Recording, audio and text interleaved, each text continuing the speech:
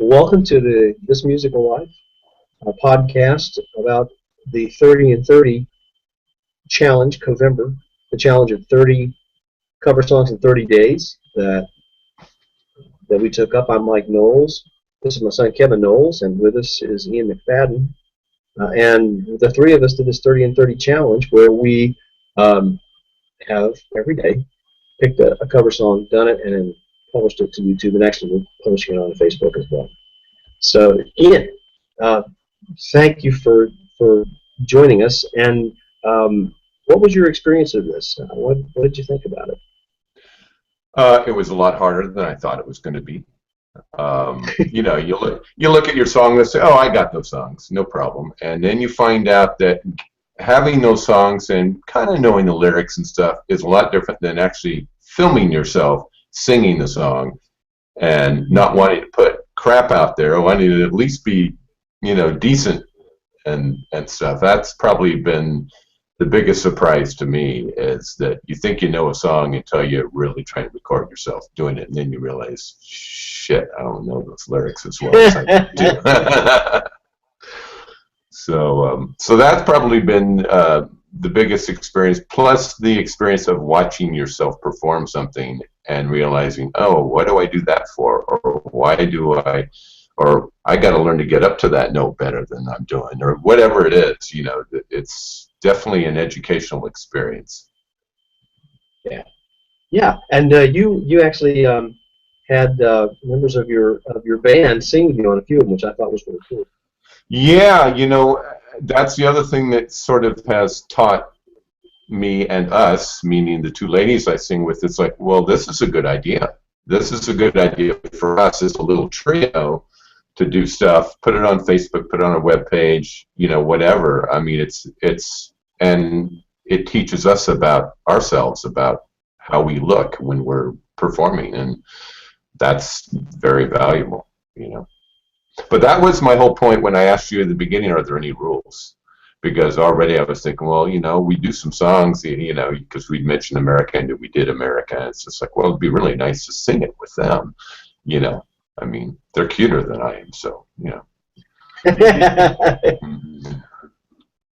That was great. Do you guys have a Facebook page? We have a Facebook page, and we also have a website, tatiamo.com, which is not as strong as we would like yet, but we're working on it. So Tatiamo.com. Tatiamo. Yeah, Tatiamo. That was my wife's doing. It's an amalgamation of all of our songs. I mean, of all of our names. That's cool. Go ahead. Cool. No, that's cool. I mean, that was kind of the thing too. I mean, it's funny you should have the performing aspect of it. I think let me go to Kevin. Kevin, you did some crazy stuff. Yeah. I just did things that I had always wanted to try to learn and do. But I'm coming at it, I think, from a bit different than both you guys, because I don't perform out anywhere. This was just something for I don't know. I thought it was going to be fun. It would be fun to do, and it was. But it definitely was challenging. Like, I agree. Like, you think you know the song, and then it's like, all right, I guess I really don't when I'm trying to record it, and I can hear mistakes that I make, and it's like, all right, well, was it good enough to put up? I don't know, but it was good. I had fun. I had a lot of fun doing it. Yeah, we got to do one today, so we'll post that. We'll post that tomorrow. That'll be our Thanksgiving.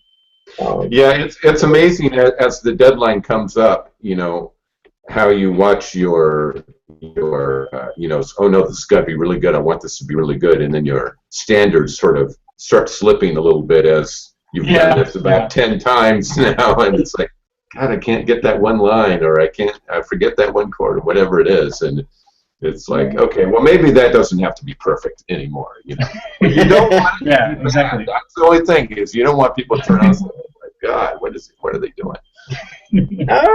Yeah, that's the word. I mean, that was kind of my, I started doing it for a bunch of reasons. It was actually at the suggestion of a friend of mine who over in the UK, who was a fan of my music, and it turns out done some broadcasts and stuff like that. So he just threw some ideas out, and I had been recording some video, and I posted them on the Facebook, But I wanted to get a little bit more serious about my my performing work, and the 30 and 30 came up, and they had Pound Movember, so Pound Covember, the cover November. So we'll do the same thing next year. Yeah. Yeah, watch it myself. I got another 30 songs. Oh God. And no repeats. Yeah. I know. I mean, you wouldn't want to repeat. Unless you do everything in like the Bavarian. You just translate it. Just do it in a different language. Yeah, different language. I'll change the key. I'll do it in a different language. Yeah. Impressive. Yeah, I think watching. I think I got more nervous actually having the camera on because I'm using my Samsung S4 to do this. So it's got the front-facing camera, and I'm watching myself, and that's actually distracting. Oh yeah. Yeah, but I've learned a lot about performing. I like to entertain. I really enjoy it, and this has made me a better performer, I think.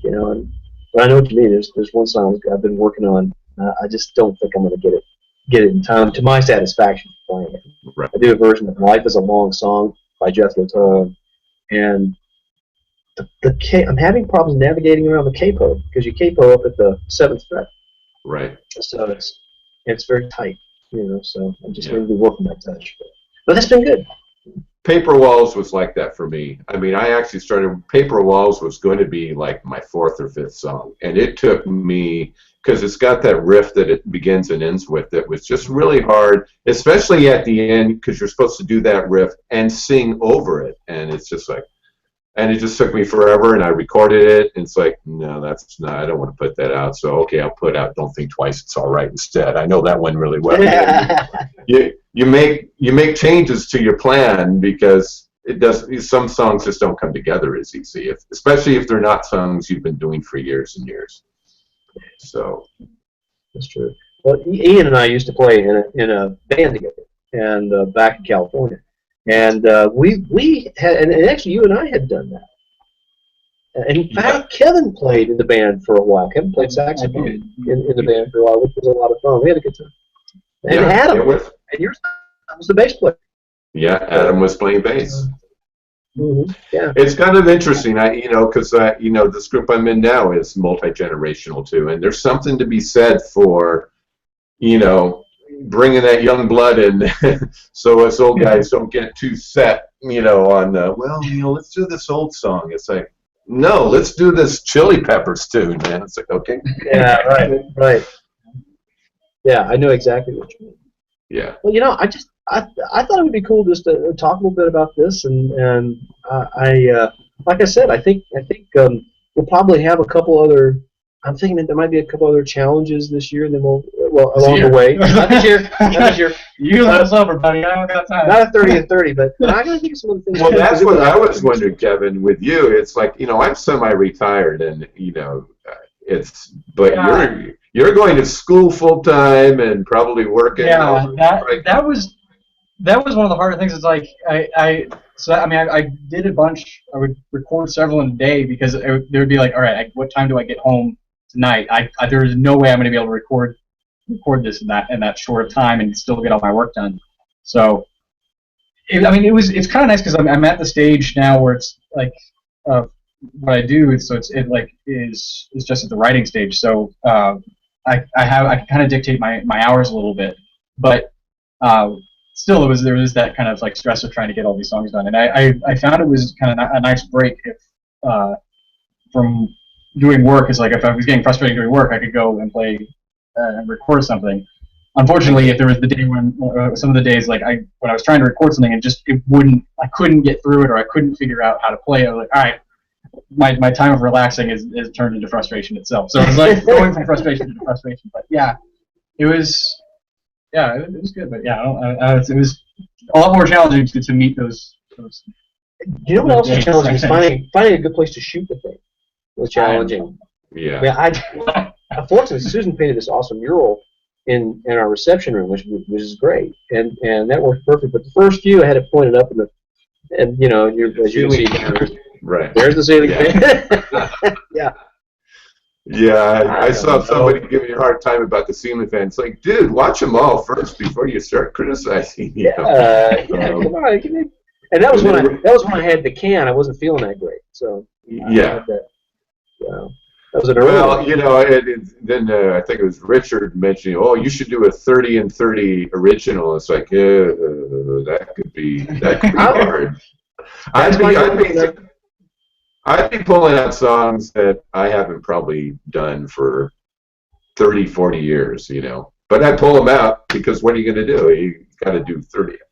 I don't know. I'd have to look to see if I actually have 30 originals that I still do, you know, because it all kind of evolves, you know. And you every so often you think about a song that you wrote when you were 25. And it's like, whatever happened to that song? Where did that go? You know, I think that was a pretty good song, but it's gone now because now we got all these recording devices, so there's really no excuse for losing track of a song, you know, that you've written or something at some point. So Yeah, I had that problem with some of my older songs. Most of the stuff I'm doing now is of my own stuff is all, you know, recorded and stuff. But yeah, I have one reel-to-reel I did very early on that is unlocatable.